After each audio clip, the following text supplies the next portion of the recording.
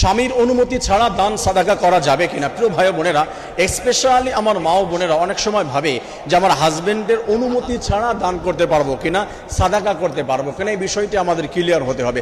মনে রাখবেন, স্বাভাবিকভাবে আপনার হাজবেন্ড কোনো কাজে যদি আপনাকে বাধা দেয়, সেই কাজটি যদি নফল কাজ হয়, সেই কাজ আপনি করতে পারবেন না, এটা আপনার জন্য হারাম। আপনি যদি নফল রোজা রাখেন, আপনি যদি নফল সালাত আদায় করতে চান, আপনার হাজবেন্ড বলে যে এখন এই কাজটি করতে হবে, তোমার এটা করতে হবে, এই সময় আপনার তাকে অ্যাভয়েড করা, তার কাজকে আপনি ডিনাই করে দেওয়া, তার কথাকে অমান্য করা, আপনার এই ক্ষেত্রে সম্পূর্ণ আল্লাহ রাব্বুল আলামিন আপনাকে বলেছে নফল কাজের জন্য আপনি সেটা পারবেন, আপনার অনুমতি রয়েছে। আর যদি কোনো ফরজ কাজে আপনাকে বাধা দেয়, সেক্ষেত্রে আপনি অ্যাভয়েড করতে পারেন, তাহলে আপনার কোনো গুনাহ হবে না। দান সাদাকা করা যাবে কিনা সেটি হচ্ছে, স্বাভাবিকভাবে আপনার হাজবেন্ড যদি তার টাকা পয়সা অনেক আছে এবং তার যে সম্পদ আছে, তার পকেটের ভিতরে কিছু টাকা আছে, আলমিরার ভিতরে টাকা রেখেছে, মানি ব্যাগের ভিতরে, যে কোনো জায়গায়, বা আপনার কাছে আমানত রেখেছে, সেইখান থেকে যদি স্বল্প পরিমাণের আপনি সাদাকা করেন, 2, 4, 5 টাকা, 100, 200 টাকা, 1000 টাকা, যে কোটি কোটি টাকার মালিক, 2, 4, 5, 10 হাজার টাকা দান সাদাকা করে দিলে তার কোনো লস হবে না।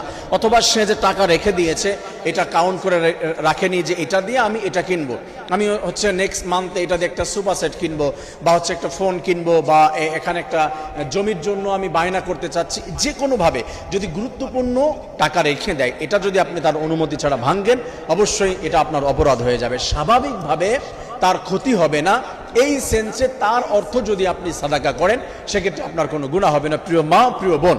এবং আপনার যদি কোনো দান সাদাকা করার মতো ব্যক্তিগত পার্সোনালি আপনার যদি কোনো সম্পদ থাকে, আপনার ব্যবসা থাকতে পারে, আপনার বাবার বাড়ি থেকে দেওয়া টাকা, অথবা আপনার হাজবেন্ডে আপনাকে দিয়েছে, এটা পার্সোনালি আপনাকে দিয়েছে আপনার হাত খরচের জন্য, বা আপনাকে গিফট করেছে, বা ঈদ সালামি পেয়েছেন, যে কোনো ওয়েতে, বা আপনার বাবার বাড়ি থেকে কেউ দিয়েছে, অথবা আপনার দেনমোহরের টাকা, এই জায়গা থেকে যদি আপনি সাদাকা করেন, সব টাকাও দিয়ে দেন, এখানে আপনার হাজবেন্ড ইন্টারফেয়ার করতে পারবে না, সে কিছু বলতে পারবে না। যদি সেটা বলে, সে অন্যায় করবে, জুলুম করবে।